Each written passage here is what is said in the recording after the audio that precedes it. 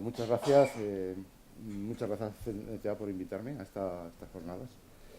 Y espero que, bueno, no sé, lo que he preparado, lo que quiero transmitiros, se ajuste más o menos a lo que esperáis que transmitiera en esta Seguro que sí. ponencia. Mi intención es más bien casi sentar un poco las bases del análisis sensorial. Es decir, pues, a estas alturas, sentar las bases del análisis sensorial y decir qué hay detrás del análisis sensorial, pues es una de las cosas que quiero hacer. Quiero, de alguna manera, dejar claro o intentar reforzar el mensaje de que detrás del análisis sensorial hay una base científica de análisis bien establecida.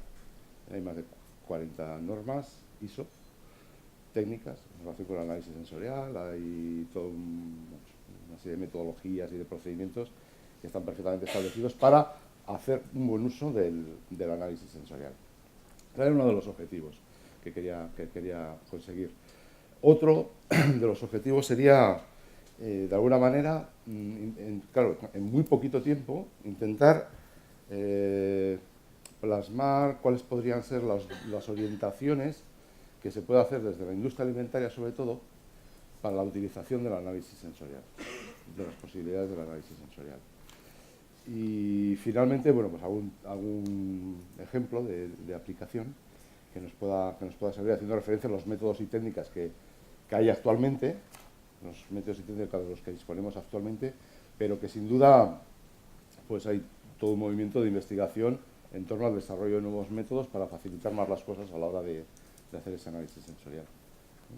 Os presento en primer lugar un poco el laboratorio donde trabajo yo. Bueno, yo trabajo en la universidad dando clases, pero también paso bastante tiempo en el laboratorio de análisis sensorial.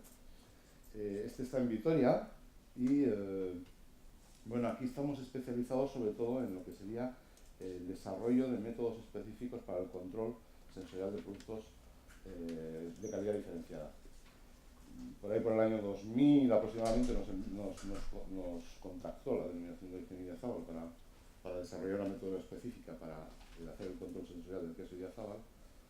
Ellos luego lo utilizan para la certificación de ese producto, desde el punto de vista sensorial en este caso. Eso fue en el 2005, el laboratorio se acreditó para esto.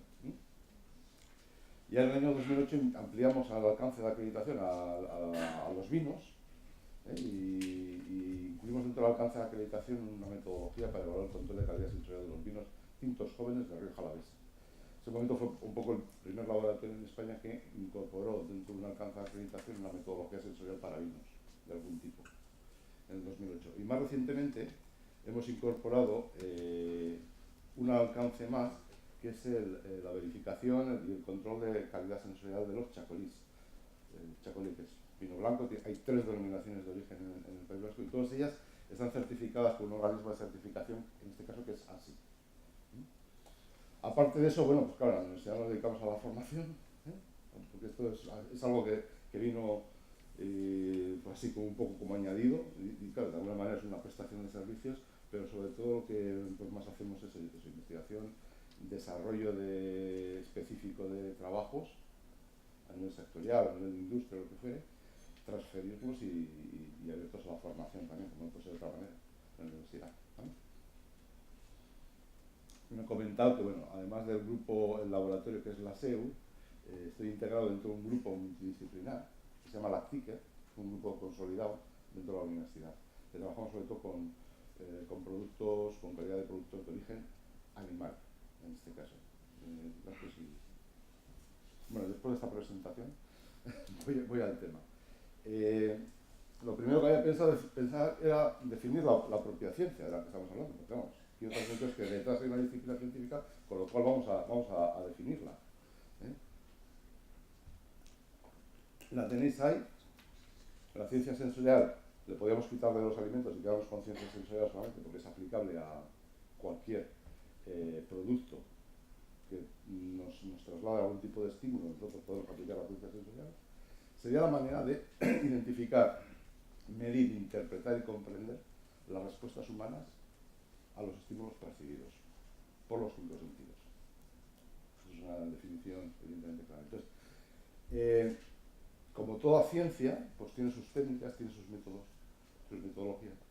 Y en este caso, bueno, pues estamos hablando del análisis sensorial como, digamos de alguna manera, la herramienta científica de análisis de la ciencia sensorial de los alimentos. Es decir, que toda ciencia tiene sus métodos y esos métodos se integran en un conjunto, en este caso sería una disciplina científica de análisis, que es el análisis sensorial. Dentro del análisis sensorial, o digamos la aplicación, las utilizaciones del análisis sensorial o los ámbitos de aplicación, en gran medida vienen determinados por el propio funcionamiento del sistema sensorial. Nosotros cuando percibimos algo, ahí previamente ha ocurrido pues la relación de un estímulo con un receptor, del cual no somos absolutamente conscientes, no nos damos cuenta de ello, pero luego hay todo un proceso hasta que empezamos a ser conscientes de eso. Y ya en el momento que tomamos esa conciencia, eso entra dentro del campo de la conciencia, ya esa imagen sensorial lo que hace es superponerse a otras imágenes que tenemos en la memoria. Hasta tal punto que podemos identificar las cosas, igual no llegamos a identificarlas, pero podemos asociarlas, nos recuerdan algo, pero sabemos, en cualquier caso somos capaces de identificar algo y incluso de describirlo, de alguna manera, ¿vale? Y no solamente eso, sino que además, asociado, hay un componente siempre de placer, de una sensación más o menos agradable o desagradable. Y aquí, bueno, han intervenido otros factores. Estos dos componentes que siempre están presentes es lo que de alguna manera determina claramente los tipos de información que vamos a obtener dentro del análisis sensorial de alimentos. En el caso de la identificación, la descripción, incluso la cuantificación de la intensidad con la que se perciben las cosas, caería dentro del campo de la caracterización, el control de los productos alimentarios. Para ello habría que utilizar paneles entrenados. Y cuando hablamos del ámbito hedónico, del ámbito del placer, de las respuestas afectivas, pues lógicamente utilizamos los consumidores, que son los que al final tienen que darnos la aceptación o el rechazo de los productos. Entonces, en esos dos campos, en el de caracterización y control, ¿cuál va a ser lo que tenemos que garantizar, lo que tenemos que conseguir? Pues sobre todo ser precisos a la hora de obtener los resultados, ser lo más precisos posibles. Aquí de lo que se trataría sería de ser capaces de detectar pues, pequeñas diferencias entre productos. Entonces, claro, para detectar pequeñas diferencias entre productos es necesario que el análisis lo hagamos con mucha precisión, además de lo contrario no veríamos nada. ¿Y esto cómo se consigue? Pues se consigue captando las respuestas de manera homogénea, obtener esas respuestas de manera homogénea, es decir, por lo tanto habría que minimizar todos los factores que sabemos que influyen, tanto biológicos como psicológicos en la percepción, para obtener una respuesta lo más homogénea posible. Y después tendríamos que trabajar con personas que hayamos previamente seleccionado, que sepamos que tienen una sensibilidad suficiente como para poder darnos unos resultados fiables, repetibles y reproducibles. De tal manera que estamos hablando en este caso de lo que sería un poco el análisis sensorial en sentido estricto, por decirlo de alguna manera, y lo que pretende es precisamente pues eso, caracterizar un producto de manera fina o hacer un control de calidad fiable. Y este campo, esto dentro de la industria alimentaria o fuera de ella, si se subcontrata o lo que sea, requiere el empleo de paneles entrenados, previamente seleccionados y entrenados para la realización de este tipo de trabajo de caracterización y control. Luego estaría el otro mundo, estaría el mundo de los estudios de aceptación, estaría el mundo de los consumidores. Aquí, claro, aquí ya no hablamos de precisión, aquí lo inherente a este tipo de resultados es que son variables, pero que no puede ser de otra manera. Los consumidores a unas cosas les gusta una cosa, a otros les gusta otra, con lo cual aquí digamos que lo que cada consumidor percibe es la consecuencia bueno, de lo que le produce el estímulo por un lado y de cómo lo interpreta. Y esa interpretación que hace de ese estímulo antes de tomar una decisión de aceptación o rechazo viene determinada por miles de factores. Factores culturales, experiencia previa, estado de ánimo en ese momento, contexto en el que lo haga, en fin, hay cantidad de factores que van a influir en la respuesta del consumidor en ese momento.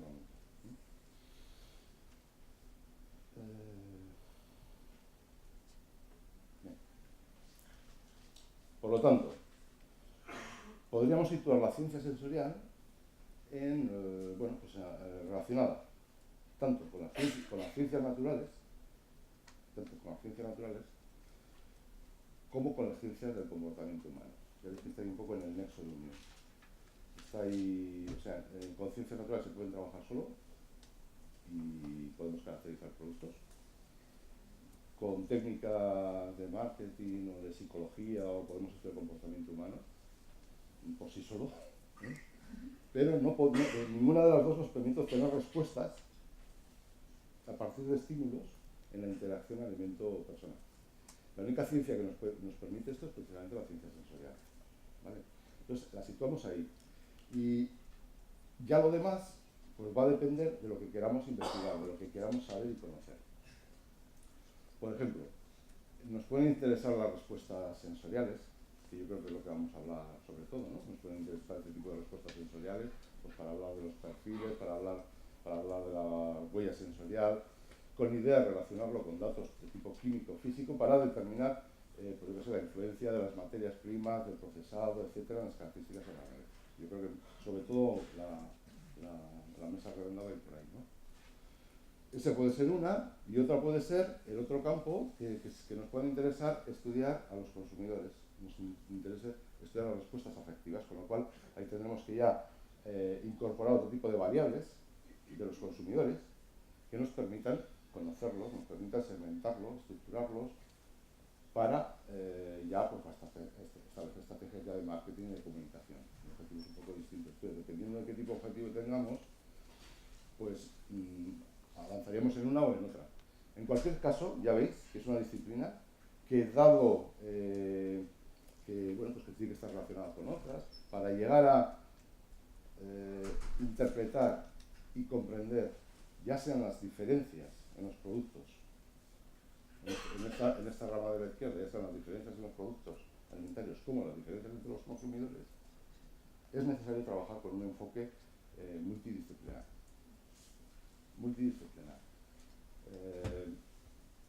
Aquí me tendré que relacionar con químicos, con tecnólogos, etcétera. Si no, no voy a poder interpretar los resultados. Y aquí lo tendré que hacer con psicólogos, con gente de marketing, etcétera. Bueno.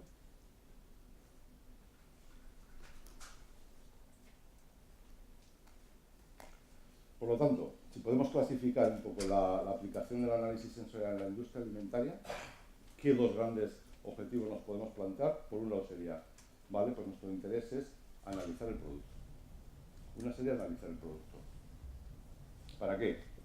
O por ejemplo, yo qué sé, pues para relacionar la composición del producto con las características sensoriales.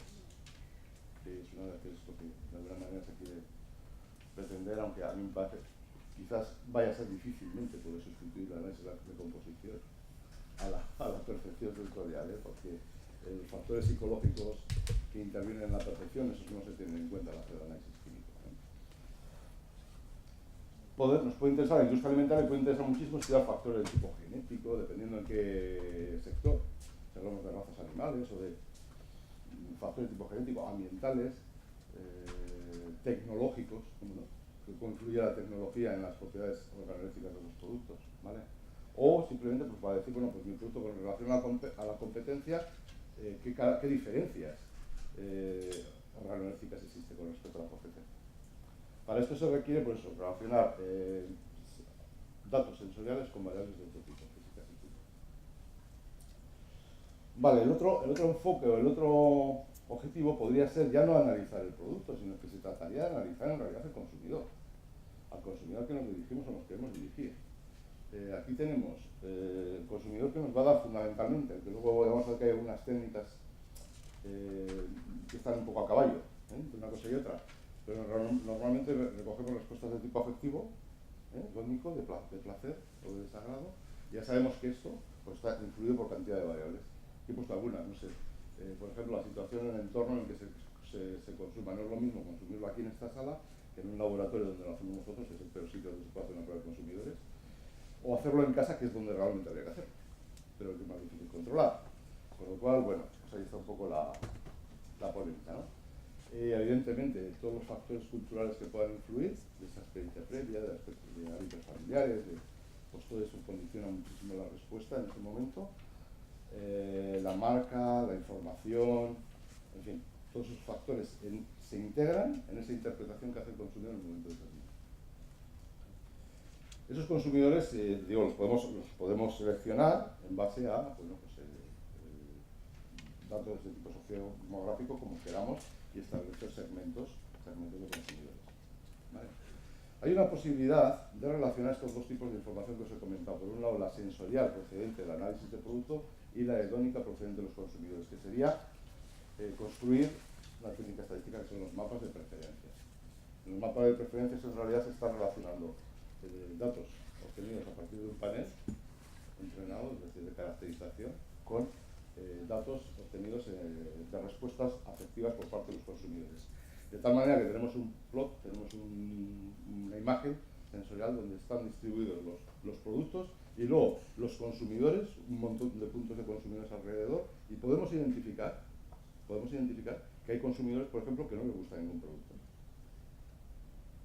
No les gusta ningún producto. Con lo cual, a esos consumidores les gusta otro producto.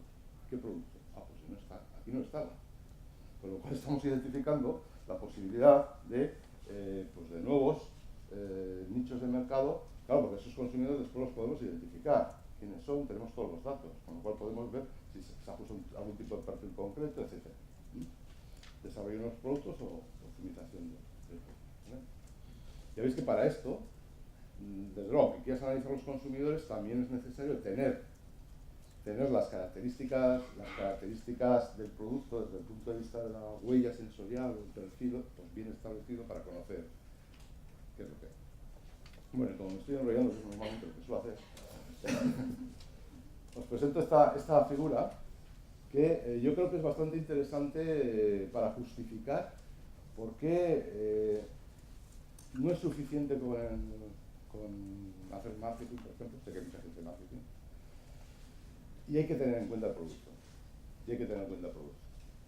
Aquí están representados, imaginaos, la evaluación de la aceptabilidad de un producto en condiciones ciegas, es decir, sin ningún tipo de información. Esta es la expectativa hacia el producto. Y esta es el consumo del producto en condiciones reales, es decir, con toda la información, con el etiquetado. Si nosotros hacemos el blend primero, el resultado de esto realmente es lo que el producto nos transmite desde el punto de vista organoléptico, exclusivamente, sin ningún otro tipo de influencia. ¿Vale? Esta es la expectativa, que nosotros podemos preguntar por ella y podemos, dependiendo pues, de la imagen del producto, etc., pues, tener una expectativa mayor o menos, ¿no? Y estas son las condiciones reales. ¿Cuánto te gusta? ¿Qué sucede en estos tres casos? Pues aquí se produce una asimilación. Sí que el producto está por debajo de la expectativa. En los tres casos, el producto está por debajo de la expectativa. Sin embargo, en condiciones reales, bueno, esa imagen, compensa esa diferencia. Con lo cual, pues, se habla de asimilación completa en este caso, ¿no? Claro, aquí hay un par de situaciones un poco diferentes. Esta, por ejemplo, pues está claro que aquí la expectativa está muy por debajo del producto, lo tenemos muy bueno, la expectativa es baja y esto pues no asimila del todo, con lo cual aquí hay un problema de marketing. Hay un problema de marketing, la expectativa es baja, aquí hay que trabajar en marketing. ¿Y aquí qué pasa? Aquí el producto es justito, la expectativa es buena y en condiciones reales ha bajado esto, con lo cual esta situación es muy mala, porque esto, en la siguiente que hagamos, la expectativa con respecto a este producto es más baja ya, después de esta experiencia. Pero si no tenemos los tres datos, es decir, si no tenemos la evaluación de sensorial en condiciones reales y en condiciones ciegas, no podemos hacer eso. No, solamente podemos manejar nuestras expectativas. En muchos casos es igual lo que, no sé, en marketing tal, se tiende a hacer sin tener en cuenta el producto que tienes que tomar. Yo creo que me queda mi copa ya, ¿eh? Simplemente esta, porque ya los ejemplos los voy a dejar para después. Esto es un poco una panorámica de los métodos más o menos que hay en este momento. Evidentemente podemos hacer análisis de consumidores análisis de consumidores, obteniendo datos e información afectiva con respecto a preferencias, ordenación de preferencias, aceptabilidad, emociones. Entonces están recabando las emociones que producen los productos, incluso cuánto, en qué intensidad se están recuperando esa función, calidad percibida, etc. Todo es información procedente del consumidor. ¿De acuerdo? Las pruebas discriminantes en la industria, ya analizando el producto, las pruebas discriminantes en la industria, ¿para qué se podrían utilizar? Sobre todo para cuando queramos determinar pequeñas diferencias entre productos. Es decir, cuando las diferencias no son nada evidentes, ha habido cualquier cambio, cualquier modificación de cualquier tipo y queremos saber si eso tiene un impacto sensorial en el producto. Sabemos que son diferentes, pero no sabemos si son perceptibles esas diferencias, si realmente son perceptibles esas diferencias. Y no queremos describir, no queremos nada más. Queremos saber si son diferentes o no. En este caso nos manejaríamos con este tipo de técnicas. Ahora, en el momento que lo que queramos ya es describir las diferencias entre los productos, nos tendremos que ir a técnicas de tipo descriptivo, que yo creo que es un poco las que se utilizarán a la hora de, bueno, pues de relacionar la huella sensorial y todo esto. Y aquí hay varias, Hay el descriptivo convencional, que podríamos decir que es el descriptivo, el análisis más fino que hay, el que permite determinar las más pequeñas diferencias entre los productos. Hay luego todo un movimiento de técnicas rápidas, que estas son bastante interesantes porque no requieren tanto entrenamiento como el descriptivo convencional y permiten separar los productos, incluso algunas de ellas no harían falta de entrenamiento, y los propios consumidores podrían utilizar algunas de estas técnicas y ver si la información obtenida a partir de los consumidores diferencian los productos, porque es que al final esto es lo importante. Lo importante es que los consumidores perciban diferencias en los productos. Y con técnicas muy sencillitas, tipo kata o tipo sorting o napping, pues son técnicas sencillas que te permiten incluso con consumidores ver a ver si son capaces de discriminarlos, incluso que... ¿De acuerdo? Bueno, estos son algunos ejemplos, de descriptivo convencional, una tabla de análisis de la varianza, no sé. Esto es el análisis de componentes principales, porque en unas tablas no se ve nada y aquí, bueno, pues más o menos está resumida la información. Esto es con quesos, esto es con vinos, es que son diferentes tipos de vino, en fin, los resultados propios de un análisis descriptivo convencional en este caso. Napping sorting, mucho más sencillito, lo único que se hace es en un espacio poner los productos más cerca o más lejos en función de cómo se perciban de diferentes, y una técnica estadística después te permite hacer un espacio sensorial de eso. Muy sencillo, no requiere gran trabajo. El sorting es una técnica similar. Esta es la técnica kata. Esta se utiliza muchísimo para hacerla con consumidores, precisamente, para que las diferencias que veamos aquí, por ejemplo, estos son manzanas, las diferencias que veamos aquí no son de un panel entrenado, son precisamente diferencias establecidas por consumidores. Y esto es realmente importante. Estos son lo que los consumidores perciben como diferente.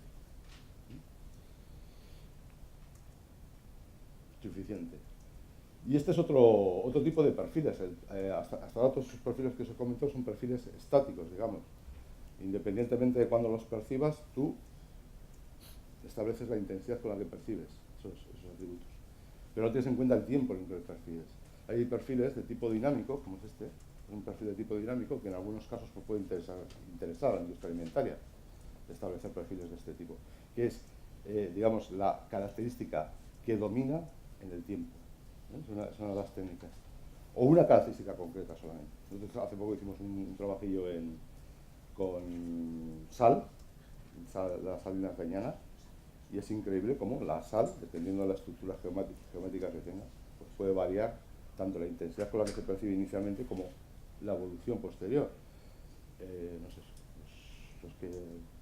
el sabor dulce de los chicles, no sé, supongo que habrá cantidad de aplicaciones donde el perfil dinámico puede ser interesante. ¿Vale? Otro mundo también de aplicación sería el campo de las denominaciones de origen, como os he comentado. Ahí hace falta hacer control de calidad sensorial. Hay muy poco hecho a nivel de desarrollos específicos de métodos para esto. Y aquí he dejado la última diapositiva para poner un poco encima de la mesa pues algunas dudas que tengo, Pero posiblemente porque estoy en la universidad y no estoy como un poquito encerrado y no me entero muy bien de lo que pasa afuera, porque seguramente igual está mucho más avanzado todo esto. Pero esta es más para la mesa quizás, ¿eh? Pero bueno. En la empresa alimentaria hay expertos, lógicamente, de los productos con los que se trabajan, no luego y toman decisiones de cambios en procesos para alcanzar características deseables según su criterio. Es decir, al final las decisiones, salvando las distancias, en todas las industrias no será igual, pero bueno, en muchos casos son personas, incluso individualmente, en base a su percepción, que se toman decisiones de cómo orientar los procesos y las actividades dentro de la empresa. No sé si hasta qué punto en las empresas pues, se trabaja pues, con paneles entrenados de consumidores, aplicando métodos específicos, bien establecidos, con diseños experimentales bien planificados, donde los resultados que obtengas aquí van a ser mucho más fiables que en una evaluación individual. Entonces, en ese sentido, no sé, sabemos si las evaluaciones, por ejemplo, sabemos las evaluaciones de los expertos son repetibles y reproducibles. Claro, es que si queremos obtener un resultado fiable, esto hay que verlo, hay que demostrarlo. ¿Los criterios de los expertos reflejan las preferencias de los consumidores? Pues igual de algunos sí, pero a los que te diriges precisamente igual no. ¿Se le da suficiente importancia a las empresas al análisis sensorial? ¿Hay suficiente conocimiento sobre su utilidad? ¿Y en las entidades públicas? Ahí lo dejo. Bueno, y finalmente deciros eso, que como os han comentado, tenemos una asociación de profesores de análisis sensorial, que es muy jovencita, se constituyó en Vitoria en el año 2010. Después, en el año 2011, se constituyó la europea, es decir, la europea y la nuestra es una pues, parte integrante y fundadora de la Sociedad Europea de Ciencia Sensorial. Hay como 12 o 13 países de la Unión Europea incluidos aquí. Pero en el momento que perteneces a la asociación española, automáticamente ya perteneces a la europea. ¿Vale? Evidentemente no llevamos mucho tiempo, 7 años, pero bueno, hacemos cursos, porque esa es otra, ¿dónde se estudia esto? Pues no hay. No hay donde estudiar, no hay una formación reglada suficiente para estudiar esto. Entonces, intentando, bueno, de buena manera cubrir eso, pues organizamos los cursos y ya hemos hecho un par de congresos y cada 2 años, y en el año 2019 tenemos el siguiente, pues en Donosti, que no es más sitio. Pues muchas gracias. Nada, Patxi, muchas gracias a ti.